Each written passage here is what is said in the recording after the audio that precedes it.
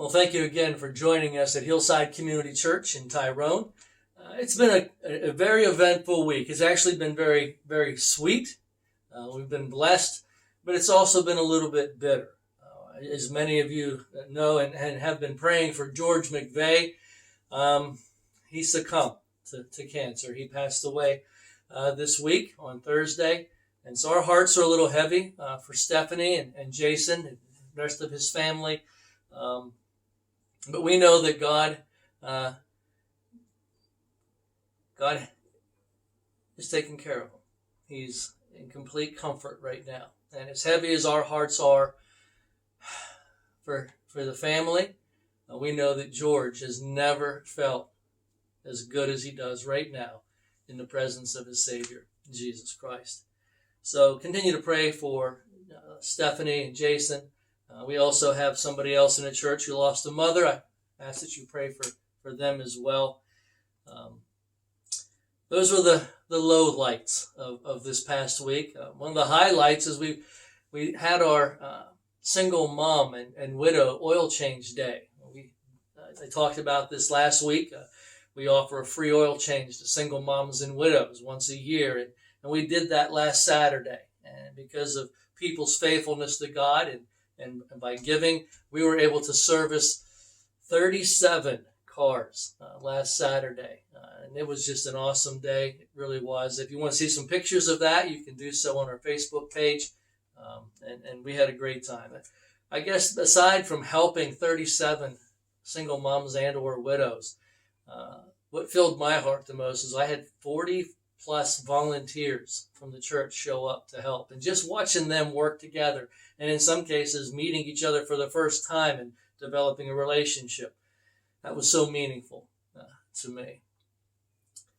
We are in week 3 of our series called Inside Out. I'm going to, let's see here, remind you of what we talked about last week. We talked about, the week before. The first week was on guilt. Our takeaway was that our past may remind us, but it doesn't have to define us. See, as a Christian, when we truly confess our wrongs to Christ, they are forgiven, they are forgotten. So there's really no good reason for us to be controlled by the emotion of guilt.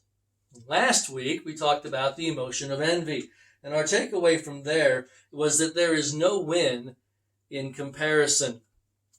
We learned that envy likes to make us compare what others have to what we lack. And when we do that, it often leads to behaviors of aggression toward other people. Our main statement was that there is no win in comparison. Today, we're going to look at anger, and we're going to learn how to abandon the emotion of anger. Our text is Psalms 37. We're going to look at verses 7 and 8.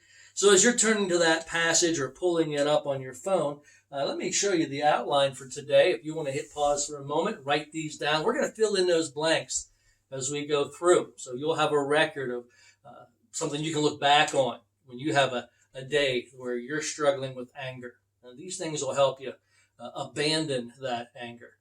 Maybe you know somebody that struggles with anger. This is a great way for you to write a few things down and share it with them. Maybe even send them the link to this video and help them get some control over the anger emotion before that anger emotion takes more control of them. So, before we go any further, I want to ask a couple of questions. I want you to do some self-inspection, if you will. And by answering these questions, maybe it'll help you see whether or not you have an issue with anger controlling you. Number 1, has anger ever caused you to do something violent to somebody you love or to yourself? Number 2, does anger feel like it comes on really fast and then takes over everything? When you think about most of the things that you regret doing or saying, were they done in moments of anger? Let me give you one more, maybe 2. Does your anger make you talk to people that you can't see or where they can't hear? Like the person driving in front of you on the freeway, maybe the umpire or the players on a TV screen. Are you a yeller? Does your spouse tell you to stop yelling at them at times when you don't even think that you're raising your voice? If you answered yes to even a couple of those questions, and that means that if your spouse, when sitting next to you, looked over at you whenever one of those questions was asked, I think it's pretty safe to say that anger it could be a struggle for you. You know, most of the time when we talk about anger, our focus drifts toward men. Most men struggle with this emotion, at least probably more than women. But there's a lot more women out there that struggle with this emotion than you may think. This week, while putting the sermon together, I saw a survey, and when a large sample of young children were asked, what one thing do you wish was different about your life? 90% of these small children replied, I wish my mommy didn't yell so much. Clearly, this is not a sex-driven emotion. Everybody is going to struggle with controlling the emotion of anger before it takes control of them. So today I want us to see anger for the sin that it almost always is. That's right, anger is almost always a sin. Now, biblically, we see that it's possible for us to be angry and sin not. Paul tells us as much in Ephesians chapter 4. He writes, in your anger, do not sin. Do not let the sun go down while you are angry. And do not give a foothold to the devil. Now, before we look at anger as not a sin, let me point out one of the problems with the emotion of anger. Most of us do sin in our anger. In fact, most of the time when we're angry, our anger stems from a sin that's already present in our heart. Let's look at our key text for this morning. We're going to look at Psalm 37, verse 7 and 8. Let me read that for you. I think I have it on the screen there for you. Okay. David writes, be still before the Lord and wait patiently for him. Do not fret when people succeed in their ways, when they carry out their wicked schemes.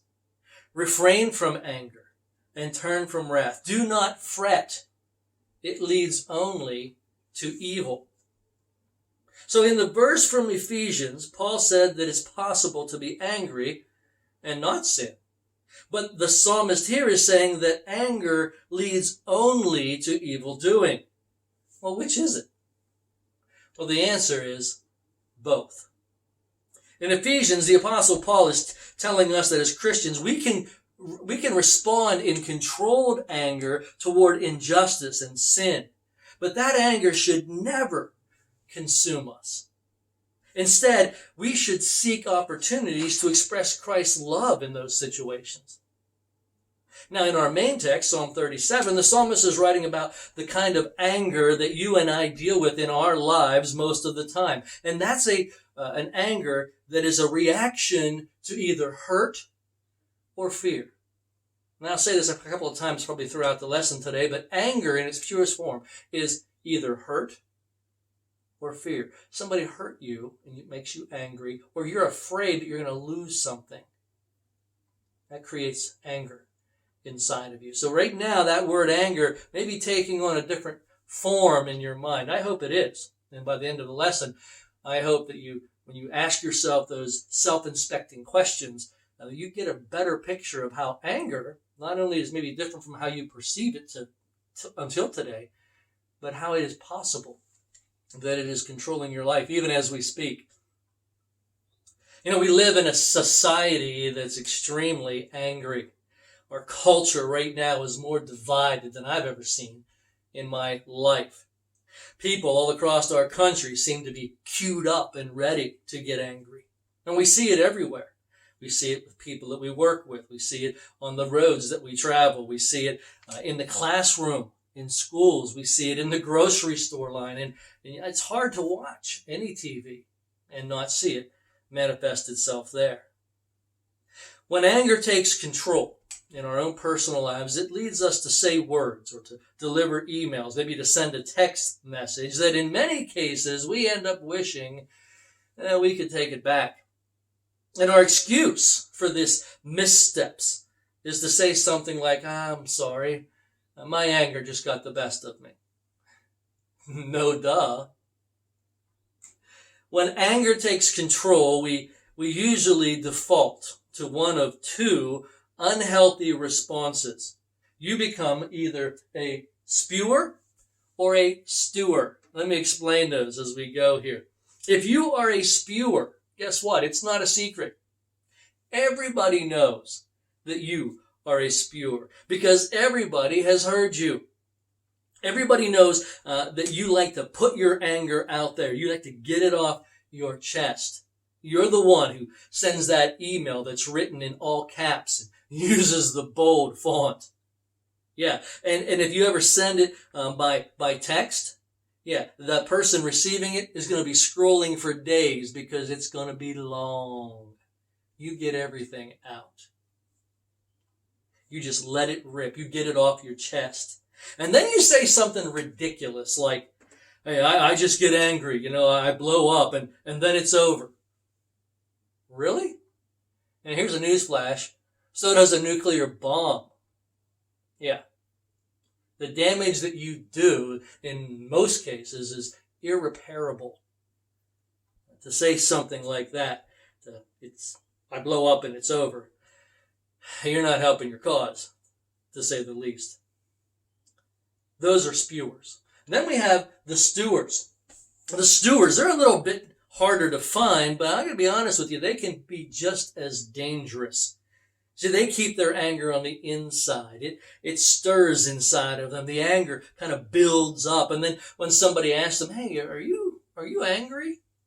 While that anger is boiling on the inside, they'll look you dead in the eye and say, no, I'm not angry. And if you press them a little bit more, they'll say, well, I'm a little annoyed, a little frustrated. Maybe they'll use the word disappointed, but I'm not angry. Let me tell you something. They're lying to you, okay? Deep inside, they are jacked. Yeah, they are hot. But whether you're a spewer or a stewer, anger, obviously, is in control, and that's not safe. And here's why. It's our sticky statement for today. Anger is one letter short of danger. So let's get back to our text in Psalm 37. Now, the book of Psalms is a great book. It touches on just about every emotion within the human life. Whatever you're feeling, there's probably a psalm that addresses it. Now, this psalm, Psalm 37, is considered a wisdom psalm. Its main message is that we need to be patient, even when things are not going our way, or when it appears as though the wicked are running things. David is providing wisdom on how to live wisely in a crooked society. Now, our tendency, or to be completely honest, my tendency is to get angry when I see evil people succeed or scheme to take what is not theirs. Why is that? Well, it's our first of 2 points to answer that question. Number one, the reason for anger is explained in verse 7. Here, David clearly explained why we get angry. And it supports my earlier comment of how anger in its purest form is either hurt or fear. We get angry because we've been treated unfairly and it hurts. Or we fear that we may lose what we have. David was being treated unfairly. Last week we saw how Saul treated David. I mean, he was literally for several years trying to kill him. David knew what it was like to be treated unfairly. And he starts in verse 7 by telling us what we need to do. He says, rest in the Lord, wait patiently for him. And then he gives the reason that we get angry. It's because we see people scheming to get their way. And it's these schemes by others, whether it's directly or indirectly planned against us, that cause us to fear the future, or they just outright hurt us. That results in anger. It's that hurt or fear that makes a person angry. That's what David's telling us. You see, you show me an angry person, and I'm going to show you a person that's hurt. The person is hurt because they didn't get what they wanted, or they have a fear of losing something at the hand of somebody else. Look, we all know people whose anger could possibly, at least in their mind, be justified. You wanted that promotion, but it was given to somebody else. That hurt. And now your fear is that you won't be able to do the things that you had planned to do, maybe pay off some bills with the extra money that promotion would have provided. Again, anger. It's a result of hurt and fear. Maybe you wanted a normal childhood, but your dad abandoned you, or maybe he died. It hurt. And now you fear that you're not going to be the father that you need to be to your children. Maybe you wanted a storybook marriage, but your spouse divorced you. It hurt. And now you fear that it could happen again in future relationships. Anger is the emotion in control. Maybe you deserved something, but then anger took control because you didn't get it. You didn't get what you wanted. That hurt. And now you think and you fear that it could happen again. Look, if anger is in control of your life, regardless of your situation, I am sure that you have a compelling story to tell. A story that leaves no doubt for the legitimacy of your anger. But at the end of the day, the truth is, anger is in control. And as a result, everybody who bumps into you, well, they're going to get your anger spilled onto them. That's our second point. It's the result of anger. We see this in verse 8. It's a problem that when anger takes control. Look what it says in verse 8. It says, refrain from anger and turn from wrath. Do not fret. Do not get angry. It leads only to evil. You see, what is in you will eventually work its way out of you. And anger will work its way out of you in at least 3 distinct ways. Let me share them with you. The outworking of anger first can be seen by others. We call that externally. The external results are things that other people see. It's the look on your face. It's your body language. It's easy to see when somebody is angry. Secondly, there are the internal results. Now, these aren't as easily seen by others, but they are clearly felt by you. There's a venom, there's a poison on the inside. And while many people are really good at holding in this dangerous byproduct, there are some that who, when they reach their tipping point, they release that venom verbally, sometimes emotionally, and even physically. The third way we see the results is through your emotions. David uses the word fret. Now, the word fret here is from the Hebrew word, and I'm going to see if I can say this right. It's chara. Chara. And it means to burn or to be kindled with anger. In other words, it grows hotter and hotter, driving us to respond or to act out. You see, when we're angry, we often respond by trying to level the playing field. We get competitive. We start doing tit for tat, this for that. We try to outdo them, or at the very least, get one up. In verse 1, David says, do not fret. Do not be envious of evildoers. Then in verse 7, he says, do not fret or compete with the wicked person who seems to prosper in life. These 2 verses get at the heart of most of the anger that you and I deal with on a day-to-day basis. See, we have a sense that we know what we deserve from life. And we also have a sense of what we believe other people deserve from life.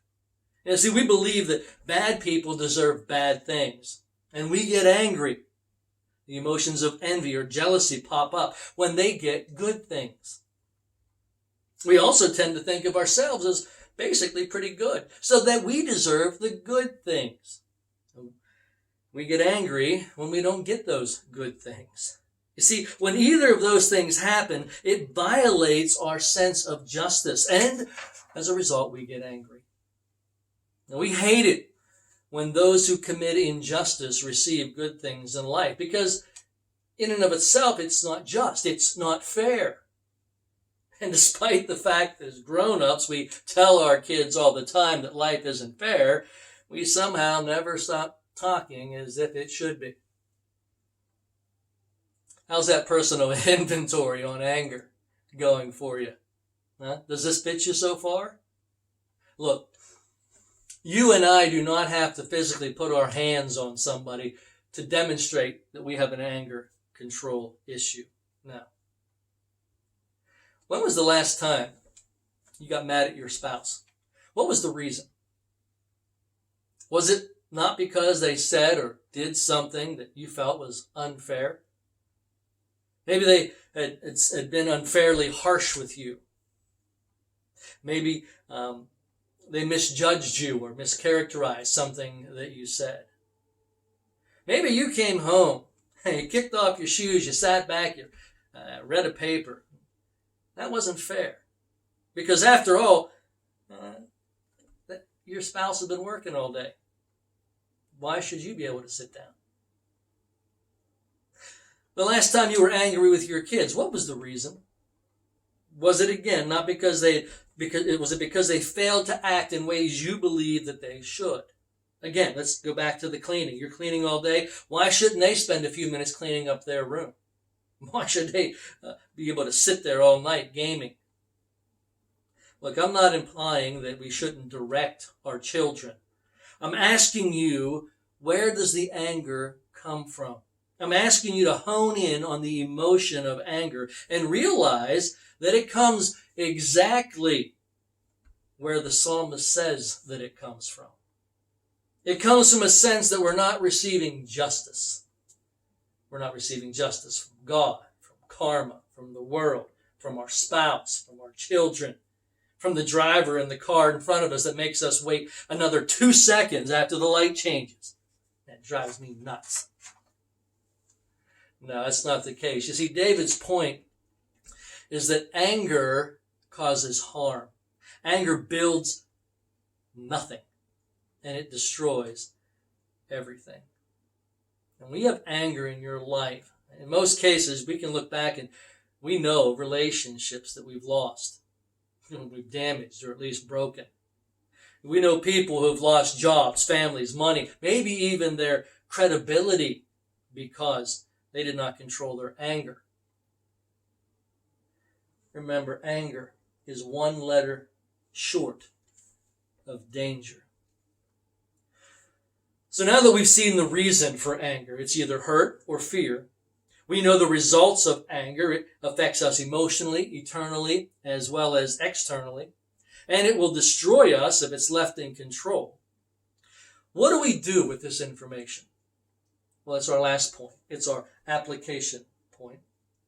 It's the release from anger. Look again with me at verse 8. David said, refrain from anger and turn from wrath. David uses 2 words in this verse I believe are key when it comes to releasing our anger. The word refrain and the word turn. Refrain. It's a Hebrew word that means to drop or to let sink. Releasing anger requires a letting go. We must let it go, let it sink. Then the word turn means to leave behind or abandon. So the picture painted by these 2 words is that you and I are to take our anger out to the deepest part of the ocean. We're to let it go, let it sink to the ocean floor, and then turn and walk away. Abandon it. Leave it there. That sounds simple, but it's not easy. In fact, I think it only happens when you do these 3 things. Now, this is not in your notes. You have 3 blanks left, I know, but this is an extra, all right? These don't go in those 3 blanks. Here's the 3 things that I believe if we do, we can release that anger. And I'm speaking from personal experience on this. Anger, for many, many, many years of my life, was a serious problem. And I'll share an example of that. And basically, I'll tell you how I flipped the script on anger in just a minute. It's because I have these three things in my life. And when I have these three things in place and practiced, anger isn't a problem. Look at them with me. Number one, you need to boldly trust God. You need to develop a heart that's open toward Him. And thirdly, you need to commit your entire life's journey to Him. So that last one is key. We oftentimes think, I'm just going to turn it over to God, and then tomorrow's a new day. No, you have to look at this in light of the big picture. We can't allow anger to short-sight us. How we handle anger today can pay off in the future, or it can destroy our future. Let me give you that example. Both of our boys played sports in high school, and as with every parent, there are some decisions made by the coaches, that made me angry. Maybe you can relate. Maybe your child doesn't get the amount of playing time that you think he or she should get. Maybe there's a coach, and this kid gets to pitch or play quarterback, and that kid is dreadful at that position. Maybe your kid plays that position during practice all week long, but then come game time, he's relegated to the bench. Well, to your child, it's not fair. They're hurt. Well, how does that make you feel? If you're like any other parent, you're angry. So what do you do? Well, the way I saw it back then when my kids were placed in that position, I saw as though I had two choices. One, I could blast the coach in person, or even worse, from the stands. You've seen that, I'm sure. Or I could catch him alone and ask him why my kid was riding the pine. Now, for the record, in most cases, neither of those two options end well. Quite frankly, the coach is going to do his thing. He's going to tell you as a parent, go do your thing. So I came up with a third option, and this was life-changing for me. After talking with my boys and seeing how they felt, and they agreed that going to the coach probably wasn't going to help the situation, here's what I decided. See, I stopped and I considered the big picture. I did some math. If we counted the actual games and allowed for maybe 2 hours average, my son would play under the lights about 20 hours each season. And if he played all 4 years of high school, that comes out to 80 hours, give or take some extra games if they make the playoffs. So what I concluded was that as a Christian, for me to destroy my relationship with several men in the community where I live, possibly forever, for 80 hours over a course of 4 years, because of what I perceived was an injustice toward my child, it wasn't worth it.